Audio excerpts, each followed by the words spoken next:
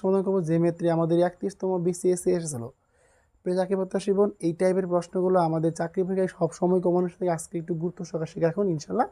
এই টাইপের প্রশ্ন আসলে সহজে একটি মার্ক কম পাবেন। আজকে আমরা দুর্দান্ত একটি টেকনিক শিখবো, সেই টেকনিকের মাধ্যমে এই টাইপের প্রশ্ন আসলে যাতে আমরা দ্রুত আনসার করতে পারি।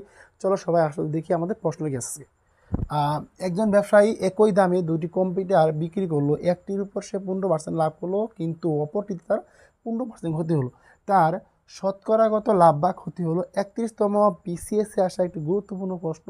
আজকে আমরা একটা সুপার টেকনিক শিখবো, টেকনিক শিখে রাখো, তাহলে ইনশাল্লাহ এই টাইপের প্রশ্ন আসলে সবার আগে তোমরা অ্যান্সার করতে পারবা। তাহলে সকলে আমাদের টেকনিকটা দেখো। আজকে আমাদের টেকনিকটা হচ্ছে, দেখো আমাদের টেকনিকটা যে যে A plus B plus A B by হচ্ছে 100। আমরা এই টেকনিকের মাধ্যমে এইভাবে সমাধান করব। এখন সকলে একটু ভালো করে খেয়াল করো, আমাদের এ হচ্ছে প্রথম যে মানটা বলছে 15%, আর বিটা হচ্ছে আমাদের তৃতীয় যে মানটা বলছে এই 15%। এখন দেখো, যেহেতু আমাদের এখানে লাভ বলছে, লাভ বললে দেখো লাভ বললে সবসময় পজিটিভ থাকবে, প্লাস এখানে বলছে কি, এখানে বলছে ক্ষতি, তার মানে ক্ষতি মানে কি মাইনাস, -15 প্লাস।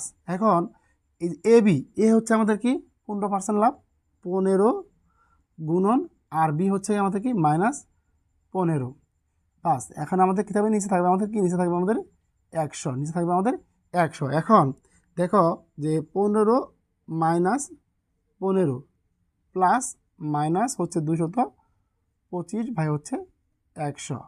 সকলে একটু মনোযোগ দিও। এখন আমাদের এই 15 কিন্তু বাজা থাকে কি, প্লাসে মাইনাসে মাইনাস, সেক্ষেত্রে থাকে কত, আমাদের থাকে 225 বাই হচ্ছে কত 100। এখন এটা কিন্তু আমরা যখন কাটাকাটি করলাম, তার মানে কি এটা কিন্তু পুরোপুরি একটা শূন্য হয়ে গেল। এখন সকলে একটু ভালো করে মনোযোগ দিও।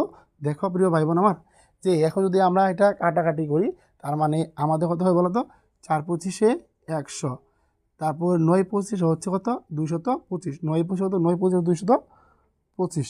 এখন তার মানে আমরা যে মানটা পেলাম, তার মানে এখানে কত পেলাম আমরা, এখানে আমরা পেলাম 0 -9/4। তার মানে যদি আমরা 0কে কোন সংখ্যা দ্বারা বিয়োগ করি, যে মান থাকবে ওই মানটা আসবে। সেক্ষেত্রে আমাদের এখানে মানটা কত হবে, -9/4। এখন যদি আমরা 8 দ্বারা 9কে ভাগ করি, সেক্ষেত্রে আমাদের মান আসে -2.25। এখন যেহেতু এখানে মানটা কি এসেছে, নেগেটিভ এসেছে, তার মানে এখানে অবশ্যই কি ক্ষতি হয়েছে। যদি পজিটিভ থাকতো সেক্ষেত্রে লাভ হতো, যেহেতু এখানে -2.25 রয়েছে, সেক্ষেত্রে এখানে ক্ষতি হয়েছে।